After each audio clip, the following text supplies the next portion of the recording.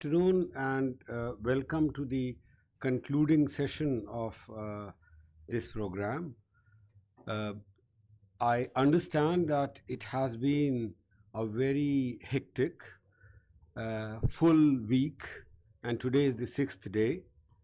So we have had, I'm very sure, a very comprehensive program consisting of more than a dozen lectures on various facets and aspects of BRICS and also multilateralism in general, as well as the bilateral ties between various BRICS members, with special focus on India-Russia relations. In the concluding session, we intend to focus on three things. First and foremost, Professor Alexander Nikulin is going to talk about the journey of the BRICS, in the sense how has it progressed in the last more than 15 years, and the inclusion of new members, where BRICS is going with this new infusion. And also, I request him to give us his impressions about this entire program, these 6 days, how he finds the structure and organization of the program, the various presentations and lectures, so his assessment about them, and some inputs and suggestions as well. So this is our expectation and request with Professor Nikulin. And finally, the coordinator of the program and the brain behind this entire exercise, Dr. Sudhir Suthar, he will be talking about BRICS and international political theory. So that in a way will try to theorize multilateralism, BRICS, and such other initiatives in the larger framework of international relations theory. So this is our program today, and at the end we will be distributing the certificate of participation to all those who have regularly attended the program and participated. Those who came and listened and benefited, hopefully, are as much worthy of respect and recognition as those who asked questions or made interventions. So we thank them all. That we will do at the end with formal distribution of certificates. But we are now starting with a request to Professor Nikulin to first tell us about the journey of BRICS in the last 15 years, the prospects in view of the inclusion of new members, and then his experience about the past 6 days. Professor Nikulin. Thank you.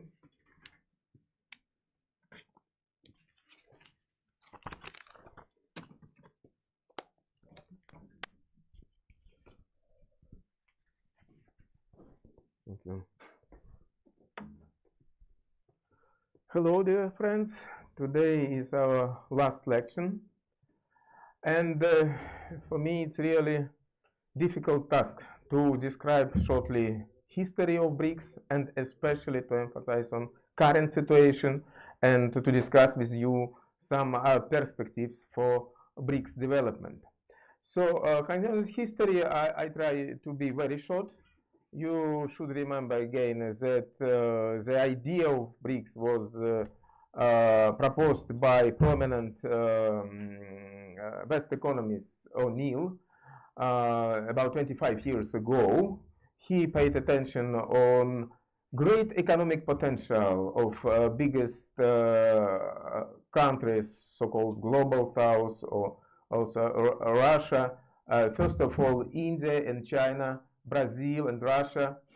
And he predicted the growth of these big countries and their in a whole positive perspectives. Now, some historians of science, historians of economics reminded, yes, before O'Neill, something about these opportunities we can find in Prime Minister of Russia, Evgeny Primakov, speeches, and of course some ideas of Vladimir Lenin about close relations between Russia, China, and India. But actually, in the beginning of 21st century, it was some political agreement between four countries, and as a result, first union was organized in 2006, as I remember, and this first meeting was organized in Russia, in Yekaterinburg, when Dmitry Medvedev was the president of Russian Federation. And after that, it was organized some sort of informal club of political leaders of BRICS. And now the first and short description of BRICS. What is BRICS? BRICS is informal club of leaders of biggest countries. Few years later, South Africa was a member of BRICS countries. Of course, South Africa is relatively small. Then first for BRIC countries, and after that the abbreviation was little changed for BRICS. But South Africa is the largest economy of Africa, with also great technological potential, economic potential. And during last 20 years, each year were organized special meetings of leaders of BRICS countries.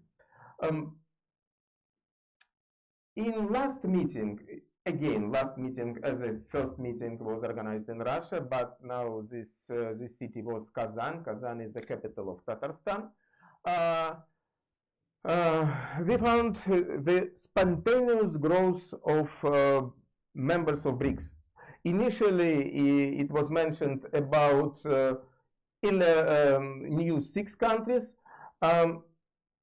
Argentina rejected to participate in BRICS unexpectedly with his new president. Saudi Arabia is continuing to think how to participate in BRICS, but instead Saudi Arabia and Argentina, now the new member of BRICS in 2025, it's Indonesia. It's also a very large country of Asia. And now I try to show you the newest picture of transformation of BRIC countries with different statuses. You see this, first of all, 10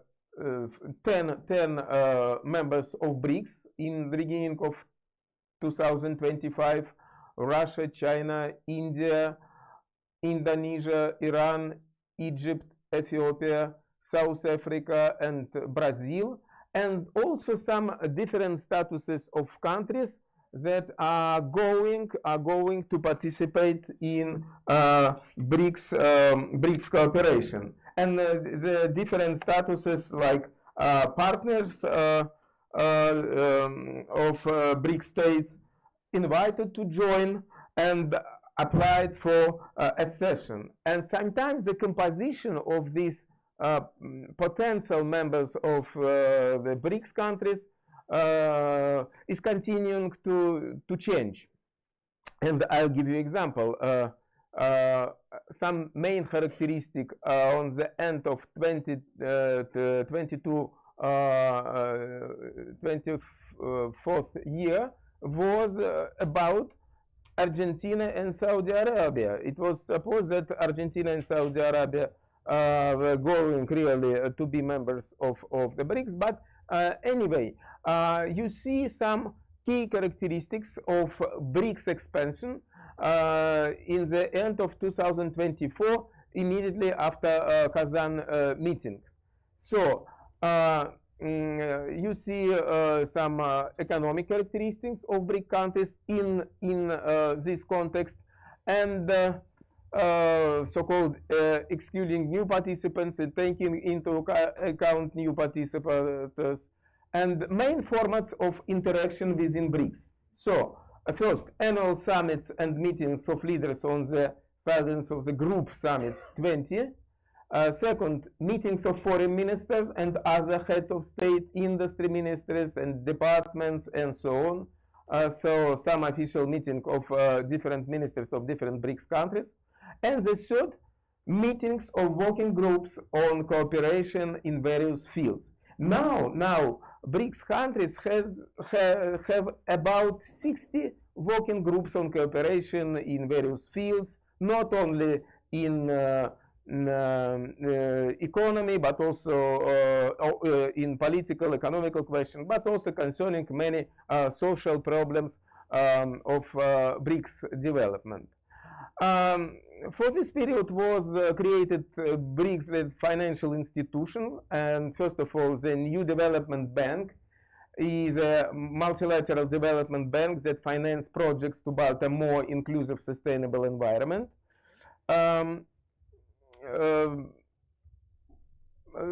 What else? Let's return to previous picture.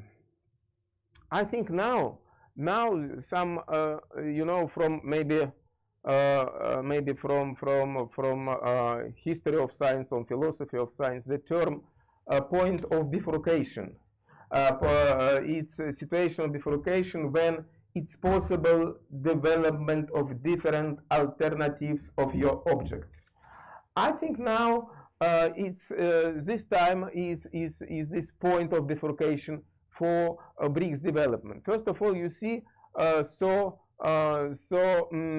multiply composition of different members with different status. And by the way, inventor of the idea of BRICS and this term BRIC, economist O'Neill, now in current interviews, he stressed his pessimistic position concerning perspective of BRICS.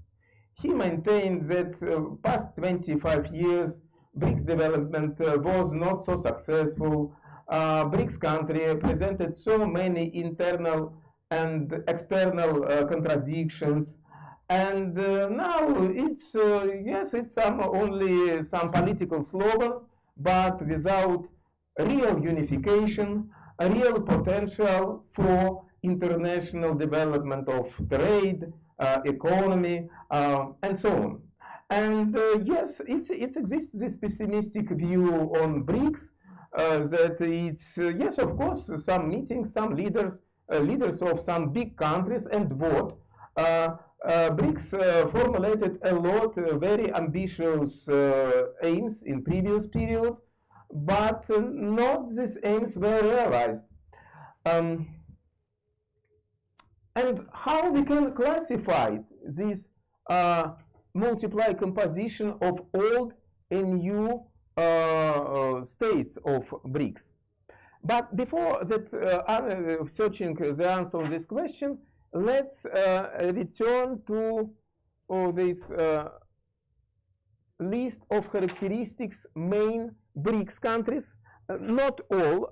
I'm going to demonstrate you some characteristics of, by the way, South Africa. South Africa is relatively also old member of BRICS, and after that also to give some characteristics new countries like Egypt, Emirates, Iran, and Ethiopia. So, South Africa is among the world's top 40 economies with a financial and services-focused economy. You see statistics, dynamics of GDP, South Africa in 2018, 2022, and some general information about South Africa. Her territory is more than 1 million square kilometers. Population is also relatively high. It's about 60 million people. Characteristic GDP is the highest level for African countries. You see also the main features of South African GDP. It's well-developed financial sector and real estate service trade, and also own industry and other well-developed in African context branches of economy. South Africa's foreign trade is based on the export of minerals and the import of machinery and mineral fuels. You see main characteristics and structure of exports from South Africa in 2022 and structure of imports to South Africa in 2022. What can we say? The main export of South Africa to other countries, it's about 50%, consists of fossil fuels and precious metals. And the main importers of goods from South Africa are China, the United States, and Germany. Concerning imports, half of the imported products in South Africa are machinery and transport equipment, as well as mineral raw materials. The main exporter of goods in South Africa are China, India, and Germany. You know, of course, the close relations between India and South Africa since time of British Empire. China and India account for more than 90% of South Africa foreign trade with the BRICS countries. You see structure of South Africa's export to BRICS countries, and again, it's a large share of China and India. And of course, also structure of South Africa's imports from BRICS countries in 2022 also demonstrated priority of China and India.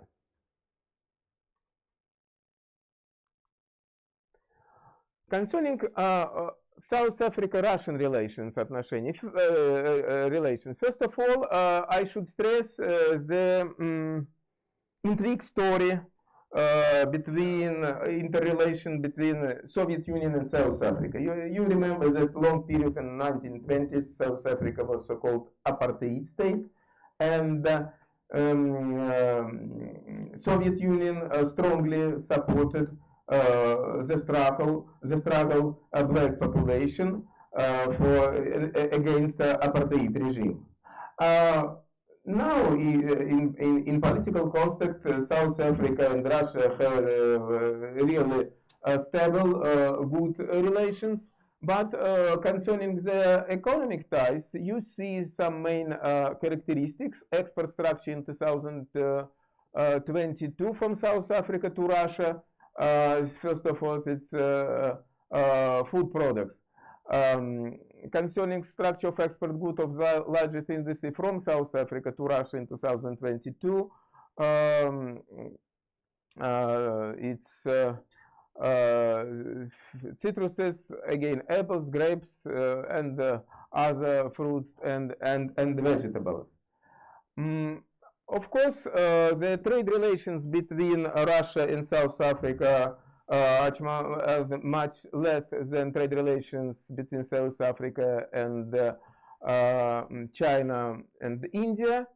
But both countries have good perspective for development of economic relations, and especially again in sphere of agriculture, for agricultural exports for both countries. Look, South African main imports from Russia, you see, it's metals, fertilizers, and energy products, and also some key statistics concerning imports from Russia. Again, chemical industry products, among them, of course, fertilizers, and also metals and mineral products. Next country, and before that, I should mention about also special program NDB for South Africa. Project scope is a sustainable development, transport infrastructure, and recovery, economy after COVID years.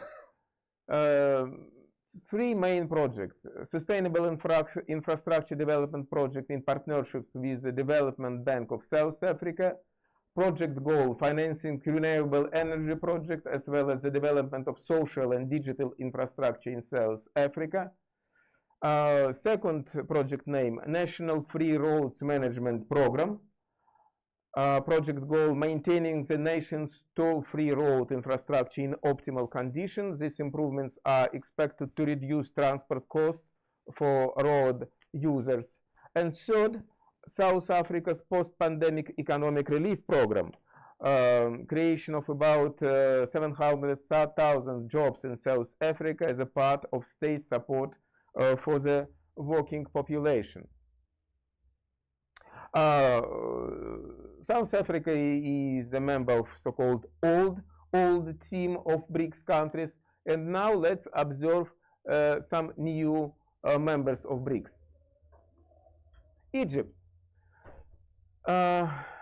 Egypt is one of the largest economies in Africa, first South Africa, with a GDP amounted to 477 billion, and with very impressive growth in 2022.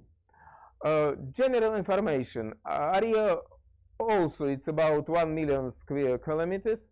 Population much higher for this country. It's 111 million people. It's 40th place in the world. You see also some GDP characteristics in 2022. Its share of food industry and agriculture is much higher, and Egypt has own oil and gas sector, and of course some branches manufacturing industry. The basis of Egypt's foreign trade is mineral and vegetable products, as well as equipment and machinery. You see main Egypt's export structure and Egypt's import structure in 2022. In export, of course, it's dominating mineral fuels, and first of all gas and oil, and of course also food products. In import structure, also mineral fuels and also food. And for example, Russia, one of the biggest importer for Egypt, first of all, wheat. So Egypt has large mineral reserves. Egypt mainly export to Turkey, Italy, and Saudi Arabia.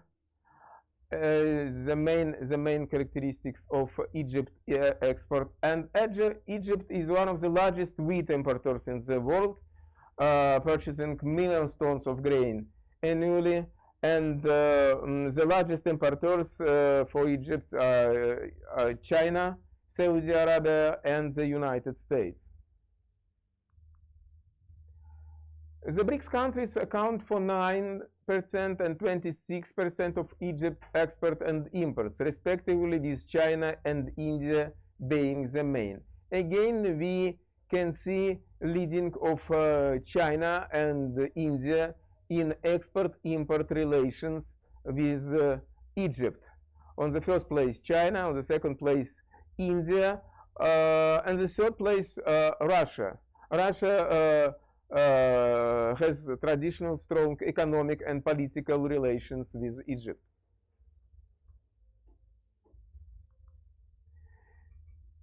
Egypt's largest export groups to Russia in 2002 were her products and equipment. You see main characteristics of sorry, it's again my fault, not Argentina, but Egypt. Sorry for my mistake. So you see export structure from Egypt to Russia, and also structure of exports of goods of sludged industry from Egypt to Russia. First of all, citrus, then potatoes. By the way, it's a big problem for Russian farmers potatoes from Egypt. You know, the traditional image of Russia is potato-eating country, but now cheap potato from Egypt has superiority in Russian markets, and many farmers, Russian farmers, stressed me in the interviews that it's the main problem is Egypt potato, and now many Russian farmers changed their economic activity. They reduced their potato planting, changing of other variant agricultural activity. So potato after citrus is the main product in Russia because of course, it's cheap and relatively good quality.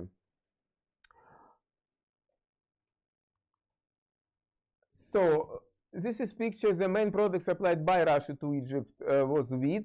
73% of all imported goods.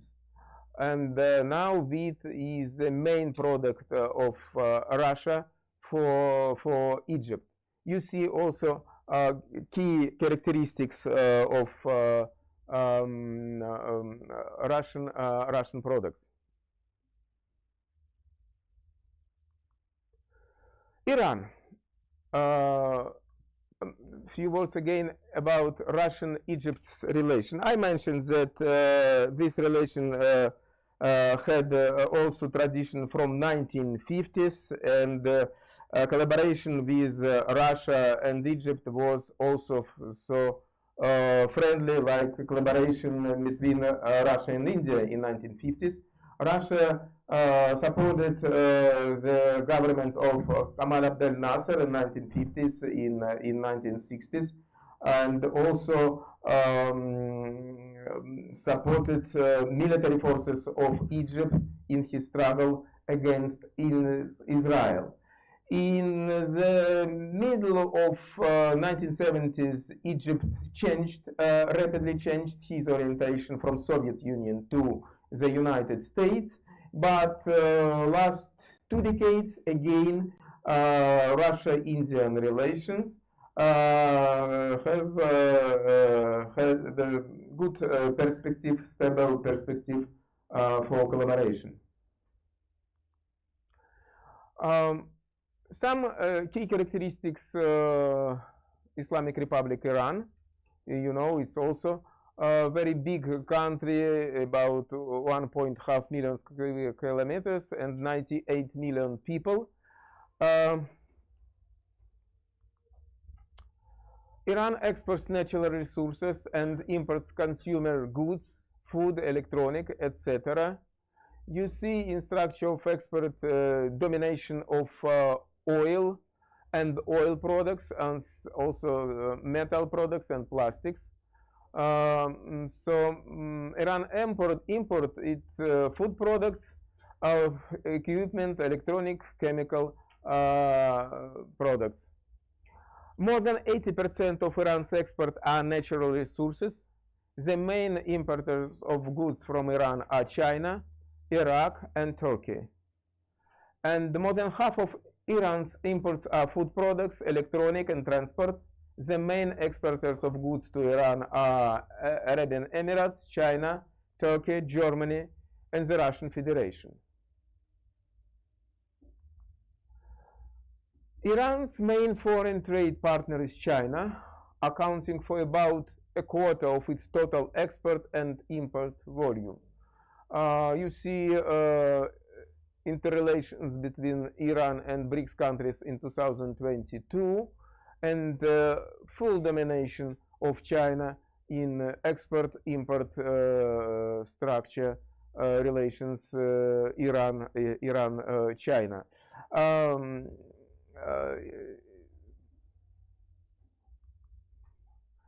Since 2018, Iran's export to Russia have shown steady growth, with the main export product being fruits and vegetables.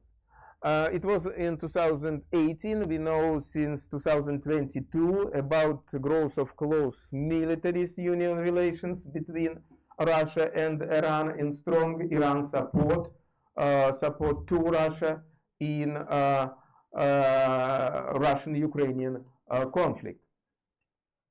You see main characteristics of exports from Iran to Russia and the structure of exported goods from Iran to Russia.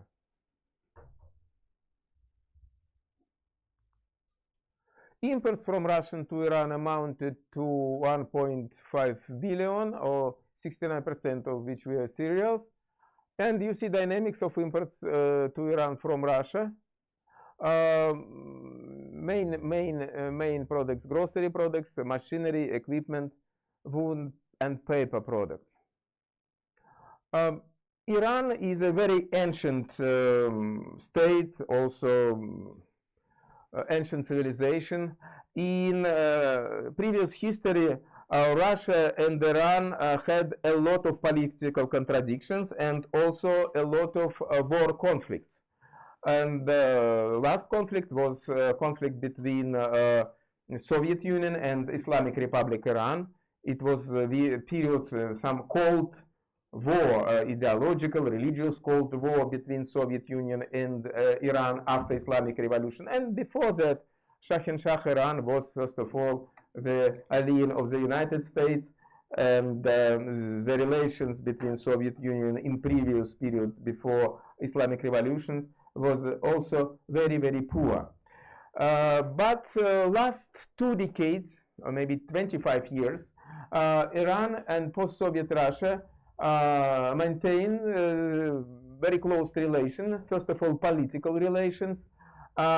Both countries now are in situation how to prevent, how to struggle these huge sanctions, and both countries now try to develop some infrastructural projects, for example, special transport projects for development both economies. Arab Emirates is among the world's top 40 economies, making a significant contribution in the GDP. It accounts for the production, extraction of minerals. It's relatively a small country. The population is about 10 million people, but it's a very rich country because of the mineral resources, especially, of course, oil and gas. And the export of this country focused on mineral fuels, while the main imported categories is machinery. You see main export structure characteristics and import structure characteristics of UAE, domination of mineral products in export and machinery in import. So in a whole, Emirates is the world's 11th largest mineral fuel exporter in 2022 by revenue, and in the structure of mineral products, more than 98% is mineral fuel. And concerning import, the demand for products of the mechanical engineering industry may be determined by the needs of the mining industry for equipment. China, India, and Saudi Arabia are the key trading partners in BRICS, with a share of 77% of its foreign trade. You see some main characteristics of exports, imports between Emirates with BRICS countries. Again, China first, and also relatively big share of Russia. In 2022, Emirates mainly supplied electronic equipment to Russia, telephones and computers, and you see main characteristics of exports from Emirates to Russia, and also structure of exported goods of the largest industries from Arab Emirates to Russia in 2022. The main goods supplied to the Arab Emirates from Russia in 2002 are gold and diamonds. And you see dynamics of imports from Russia and structure of imported goods to Arab Emirates. Interesting that I think in meaning of cooperation, Arab Emirates is the best place for leading Russian political elites, and so many Russian oligarchs prefer to live in Emirates and maintain close relations with Emirate elites. Next country, Ethiopia. Ethiopia GDP has grown steadily since 2018. The driver of the economy is the service sector. Ethiopia also is big country. Space is more than 1 million square kilometers.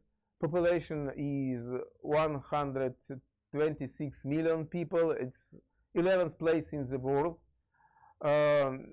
Main characteristic of GDP demonstrates that it's yes, it's really poor country for this huge population, and we know also a lot of ethnic conflicts in history of past 4 decades.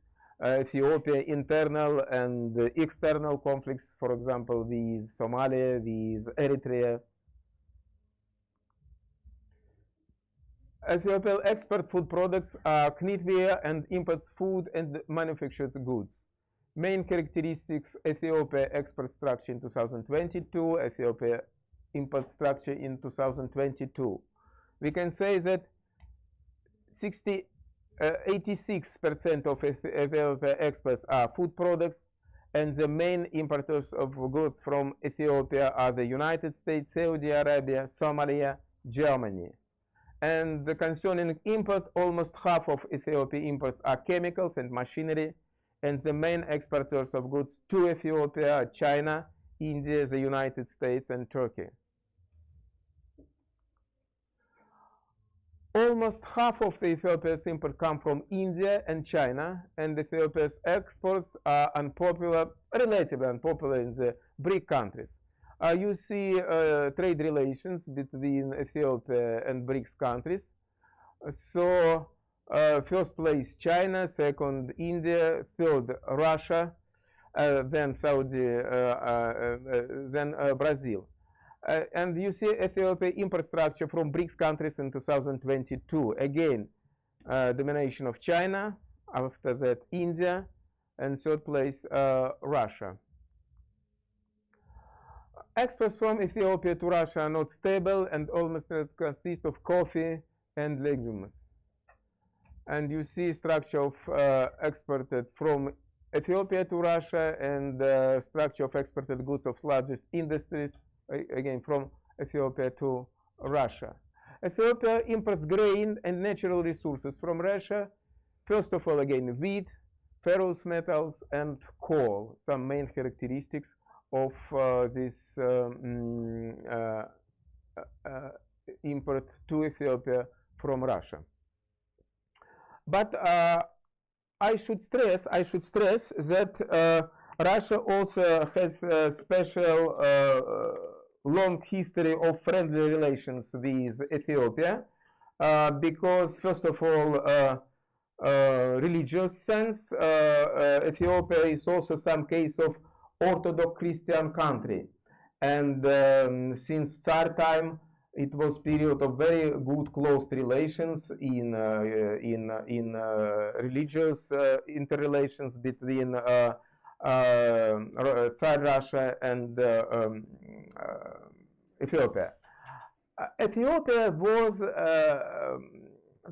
had mass support, military support from Russia against Italy. You know that in the end of 19th century, in the beginning of 20th century, actually only Ethiopia was a non-colonial state on all Africa. And Ethiopia struggled against Italian colonialism, and in each of these wars in period of in the end of 19th, in the beginning of 20th century, Ethiopia had strong support from Russia, and also it was some support of Soviet Union for Ethiopia in the struggle against Mussolini regime in the end of 1930s year. During next long period, Ethiopia has very stable relations and with regime of Emperor of Ethiopia, and after that, after Ethiopia revolution, when it was period of leftist government in Ethiopia. Later, Soviet Union sometimes tried to maneuver between Ethiopia, Eritrea, Somali, but now again we can see very close, stable political relation with between Ethiopia and Russia, and now I think the main areas for Ethiopia, three countries: China, India, and Russia. So the main characteristics, some new members of BRICS countries in context of BRICS trade. And again, let's return to the characteristic as a whole and perspectives for this new development of BRICS members. Again, the main question: how we can classify in political, economic, cultural terms these groups of BRICS membership. Sometimes it's not easy to classify it. I can suggest you a few classifications. First of them, for example, yes, of course, it was clear in the first stage of BRICS. So the most powerful countries like this, the four countries, Russia, China, India, and Brazil, and the main key factor it's large economies, large territories, large population. Okay, but later it was South Africa. Maybe South Africa, yes, is some sort of leader of all Africa, but it's relatively small country in comparison with first four countries. And what to do now with 10 countries or maybe more? Let's try to analyze this composition for 10 countries. I mentioned, for example, one of the principles. Let's stress that it's the meaning of so-called ancient civilization. In previous composition, first of all, it was India and China, and second composition, so-called frontier civilization, like Russia, like Brazil, and maybe South Africa. But again, now this club of ancient civilization in new membership, we can see that new participants from their glory history. It's Egypt, it's Iran, and by the way, Ethiopia. Ethiopia is very poor country, but with very ancient history from Bible time. And we can see some relatively more historically and cultural country in this context. It was mentioned also in our previous lesson about new Islamic share in membership of BRICS countries. Now, three countries are Islamic countries: Egypt, Iran, and Indonesia.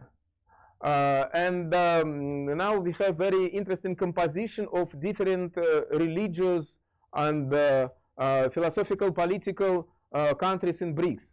Confucian, China, multiple Hinduist, but also not only Hinduist, India, Orthodox Christian, Russia and Ethiopia, Catholic Brazil, and Muslim.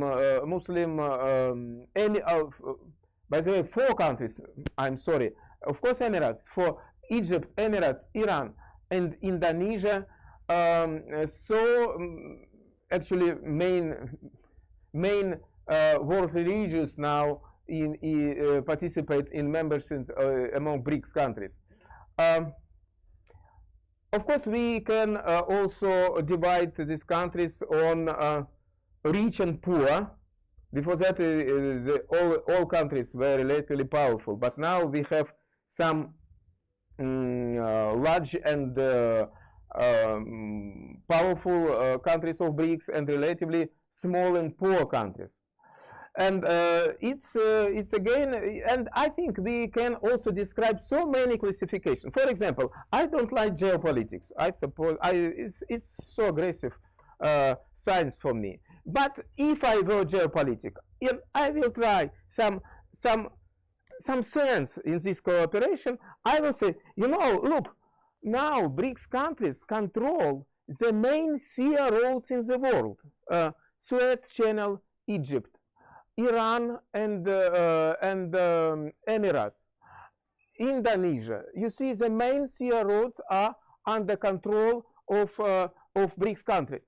Maybe it's also from conspiracy theory we can find, look, if the Turkey will be the member of BRICS project. In this case, also there's control between Mediterranean Sea and Black Sea. If Argentina will be a member of this club, in this case, again, control between Atlantic Ocean and Pacific Ocean. So it's possible to find some geopolitical, geographical similarities between this growth of the club of these countries. And again, I should stress that now, in point of my view, it's a process of situation of some bifurcation of BRICS development. Now, nearest few years, we can find also a new composition of membership of different countries. And for example, it's a very interesting case, the possible participation of centralized republics. You see some ideas from Kazakhstan. It was mentioned also about membership of Uzbekistan in BRICS project. And in this case, it's possible to share the to participation of Central Asia republics in BRICS project. By the way, Belarus is also its second European country in this club. Is going also more actively participate in BRICS project. And in each case, we can find also some regional contradictions between different members of this broad project BRICS. For example, some contradictions between Vietnam and China, for example. Of course, idea of a membership of Pakistan, for example, it's also very contradictory in the regional context idea. We know about many contradictions between Venezuela and Brasilia now, in spite of both relatively socialist regime in both countries now. So, what to do in this situation? How it's possible to organize effectively the growth of BRICS countries? I think we don't know exactly what to do. I hope we discuss it in the second part of our meeting today. My suggestion, you know, BRICS was created first of all from above. First of all, it's idea of political elites, key countries of BRICS. And yes, actually, it's some political club, informal political club of leading BRICS countries. Now, again, from above, were suggested a lot of different programs, but for BRICS, it's also, I suppose, good opportunity idea how it's possible to develop BRICS from below.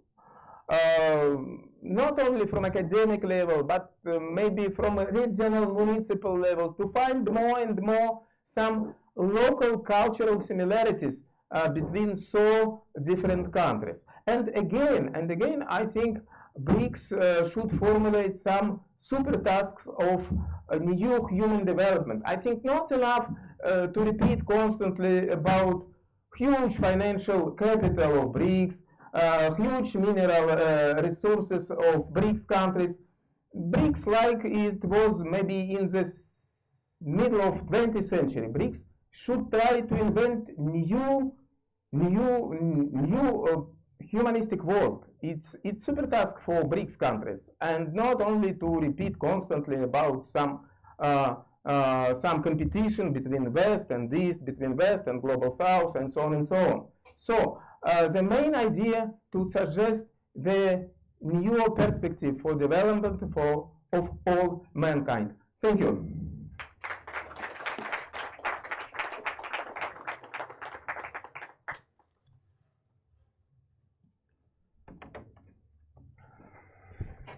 Thank you, Professor Nikulin, for a very apt and excellent summary of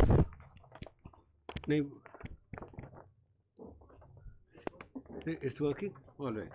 Summary of BRICS over the last 1.5 to 2 decades, how the whole idea took shape, and the initial 4 members followed by South Africa.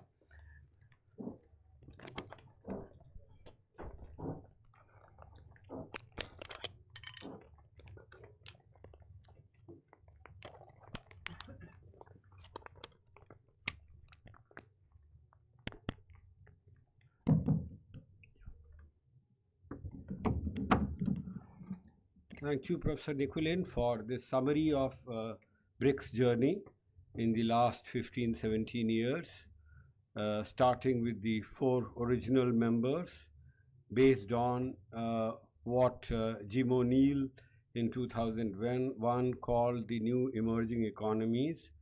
But at that time, the progenitor, the giver of the idea, never imagined that it would take shape as an alternative in certain ways, and in many other ways an institution complementing the existing institutions, which were mainly dominated by the developed economies, G7 and some others.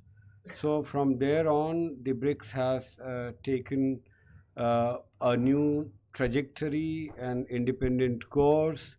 It is still debatable to what extent it is non-Western, it is anti-Western, is it an alternative to the West, or does it supplement and complement the Western-dominated institutions? These are questions which continue to be debated and have no final answer as of now. You also talked about how, after the inclusion of South Africa and the 5 more members, the BRICS has become more representative.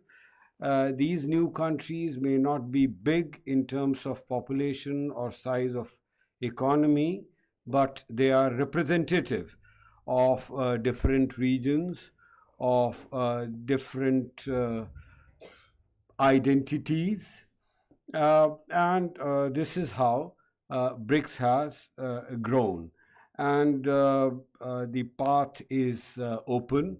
There is likelihood of further expansion. Many more countries are keen to join. So that means the idea or the initiative has really captured the imagination of the world and of many of the countries in the developing world. So thank you very much for this entire exercise. We will take a few questions, I believe. All right, so we will have a Q&A session. Those of you who have any question? Yes.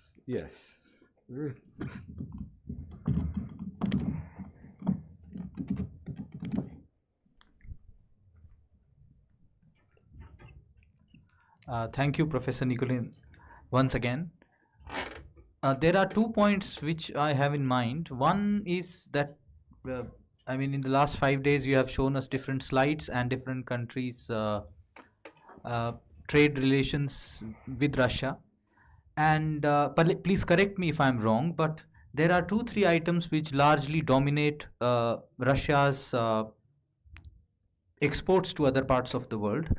One is petrochemicals, and second is minerals in some ways, and third, which you have shown, is fertilizers. And And fourth, yeah, food items. Now, if I look at the first 3 items, except minerals, if I look at, let's say, petrochemicals, and if I look at uh, the fertilizers, the recent debate on sustainability encourages different states to switch from fossil fuel to other forms of energy, especially solar energy, wind energy, and other forms. Number one. And number two, the focus on organic agriculture and other forms of agriculture where countries should have less dependence upon chemicals. Now, if that happens, what kind of impact do you think it is going to have on Russian economy in long run?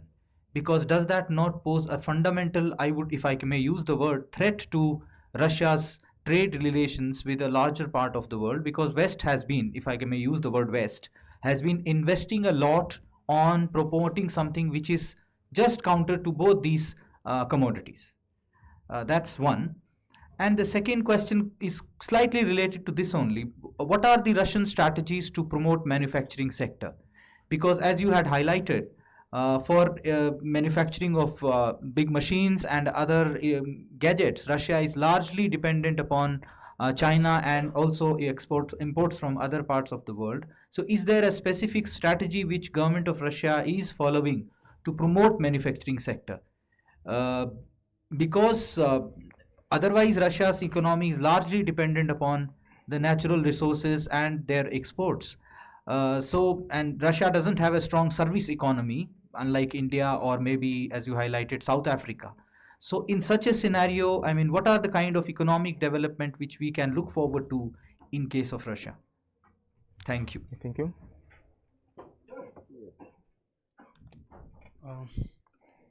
Hello. Actually, I'm Kiran Sarkar, pursuing Master in Science. As Vladimir Putin mentions that 30 plus countries are ready to join BRICS, but on the other hand, it's like Argentina, who rejected the proposal to join BRICS, and Saudi Arabia also did not participate in 16 BRICS summits. My question is simple. What is reasons behind it? Are they considering BRICS as threat from the West, particularly US? This is simple. Thank you.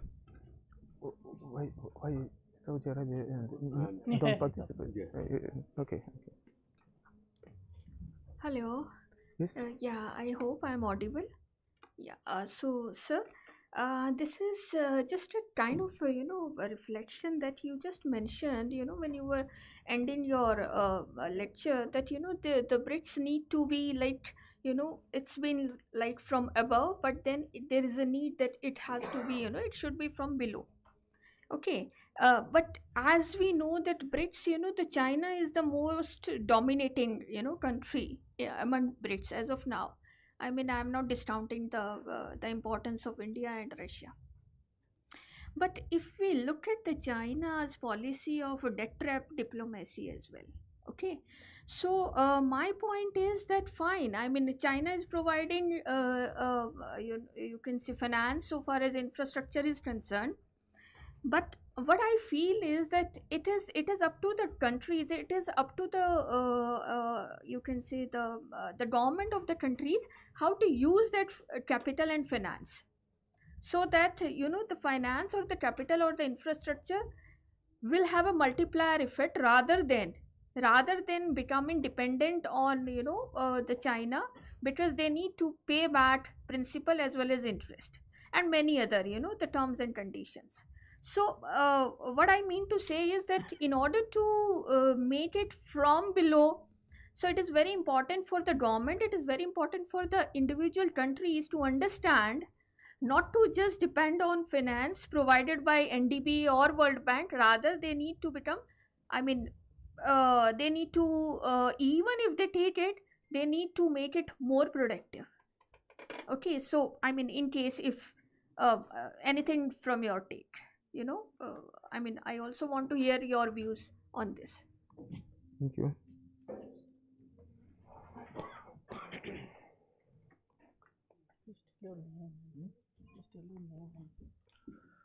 Thank you, sir. I'm Harkesh. I'm a political science student, sir. Sir, I have three questions, sir. First one is, I want to know, sir, how do you see the integration of new member and other potential future member impacting on economic and other geopolitical balances within the group, and also how with the different diplomatic challenges and arises from different foreign policy priorities. And second question is, sir, related to agriculture, sir. In India, we can say, sir, our farmers know how to produce, but they don't know how to sell. For example, sir, if I produce paddy crop and I took it to the government agencies to purchase, sir, there is a very tough rule and condition. For example, there is a humidity condition, sir. In UP and Bihar, there is 70% humidity, which is accepted at government purchasing center. In Haryana, it is 22 to 25%. In Uttarakhand, it is 20%, sir. So there is no any inclusive standard for humidity and other standards. Due to this reason, farmers are bearing loss of 10 to 100 to 100 rupees on MSP per quintal. So I want to know how in Russian government and cooperative and other stakeholder deal with such problems of farmer. And third question is, sir, as you say, as a member of BRICS, we not only focus on huge economic cooperation, we also should focus on at local level common culture ground, sir. There is a video, sir, going viral on social media in which Mahatma Gandhi's photo on Russian beer brand. In India, we have Mahatma Gandhi photo on currency, sir. Maybe our culture different, but I want to know what a Russian perspective toward their great legendary personalities, sir. Thank you, sir. There's a question about Mahatma Gandhi in Russia. in Russia. Yes. Anyone? I suppose this is enough. Okay. You really want? Okay.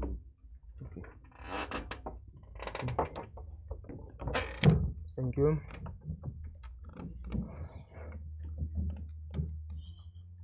So many interesting and different questions.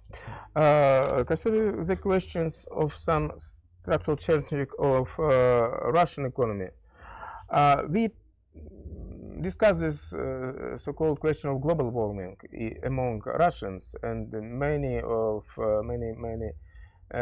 Russians suppose, and not only common Russians, but also some representative of political elites suppose that it's not Russian cup of tea.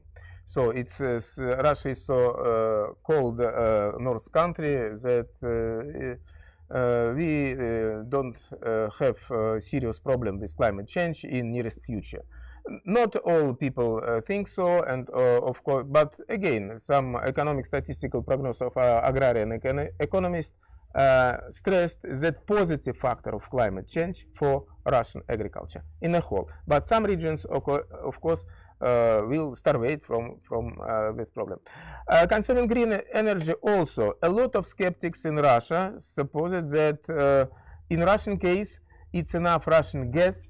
And relatively gas is also some variant of green energy, and also some objective factor. You know, it's of course it's wonderful that India or Saudi Arabia or China have this opportunity to develop the solar battery, but in Russian case we have so many gloomy days per year.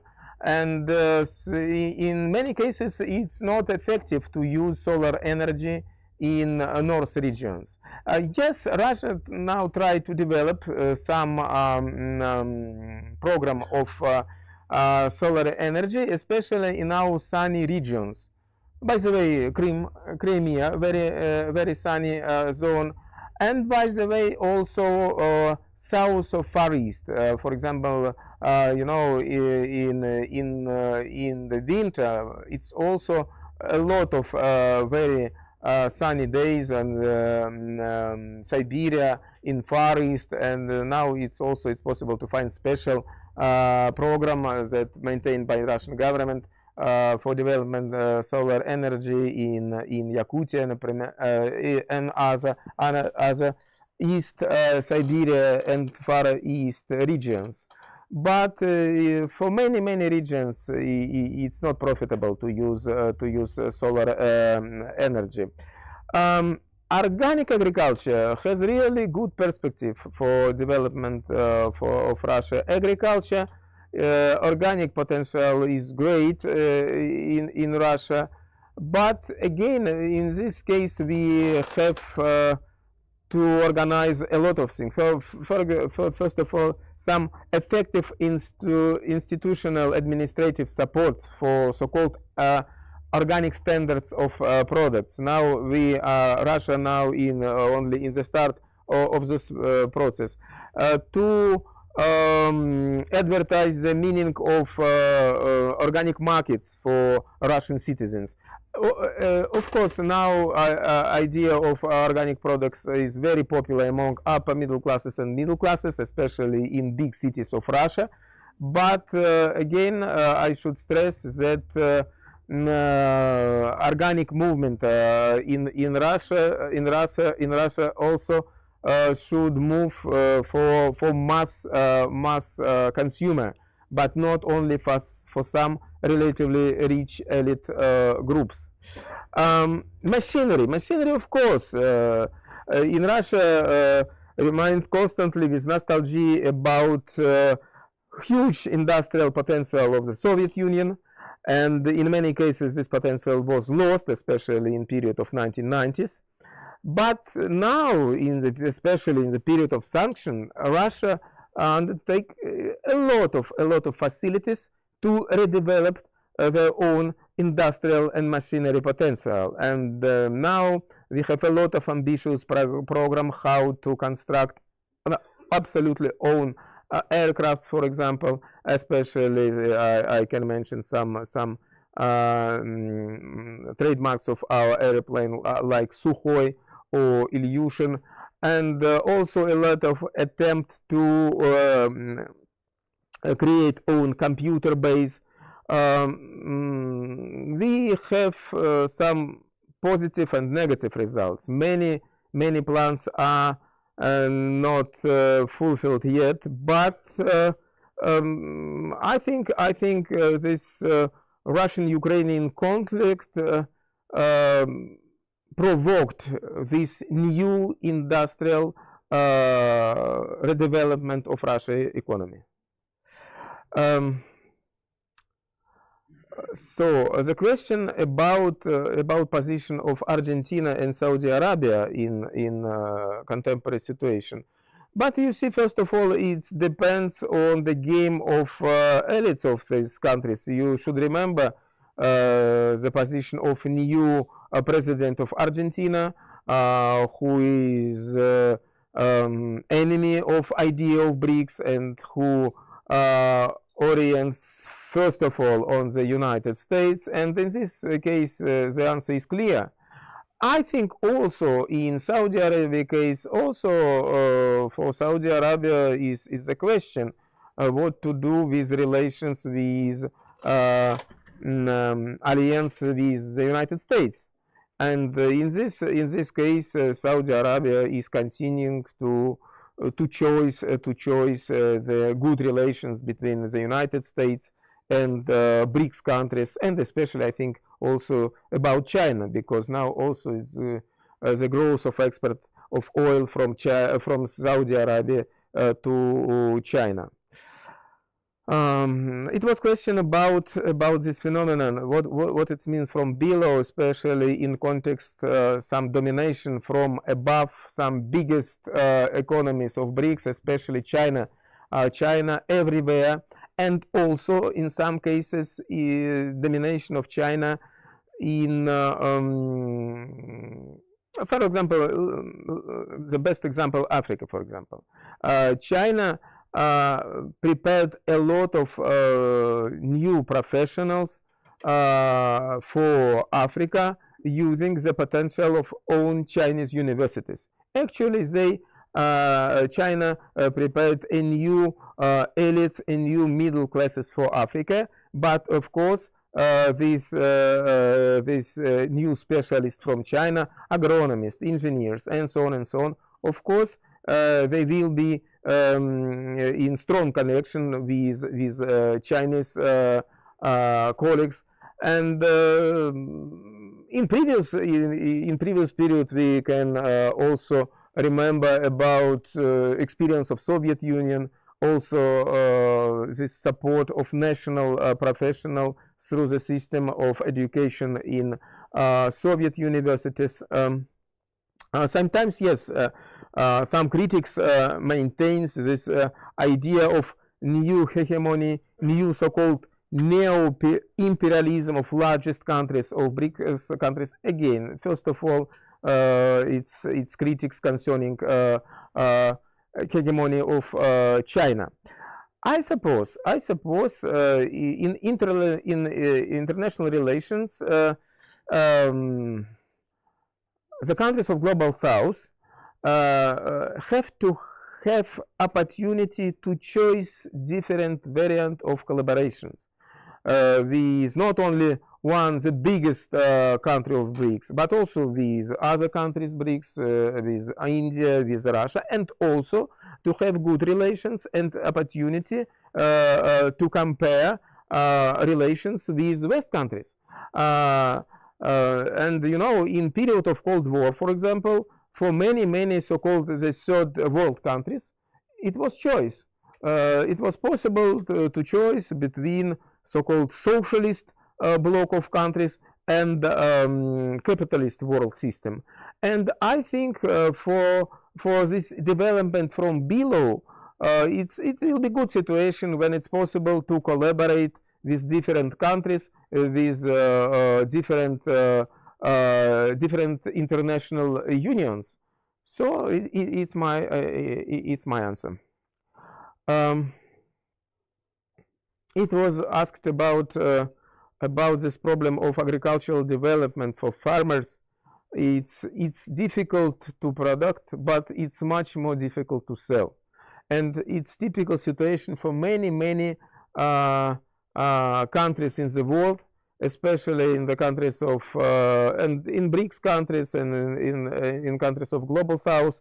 It's very painful problem for Russian farmers too. I mean that usually our big agro corporations like agro holdings controls all trade networks, and they prevented the opportunities for small producers, small farmers to penetrate in trade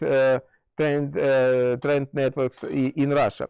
In Russia context, now I'm first of all a rural sociologist. Now we have special project. We are going to research local farmers markets in Russia, in small towns, in countrysides. And firstly, it's opportunity to create this system, this network of local farmers markets is the first, and second, of course, cooperation movement. Unfortunately, in Russia during the end of 20th century, our cooperation was destroyed, and the new generation of farmers tried to reconstruct our cooperative movement without success, but let's see about future. I think the good example, the best example of cooperative movement from below is Brazil, and I am a propagator of Brazilian experience in cooperativism, in cooperative movement, and I think it's one of the exercise for moving from below. It's cooperativism from Brazil. And we, as academicians, our task to find, to explain, to describe this initiative from below, from different countries of BRICS, and to present it for our political elites, for our governments, trying to support this local initiative like local farmers market and cooperatives from below. Thank you.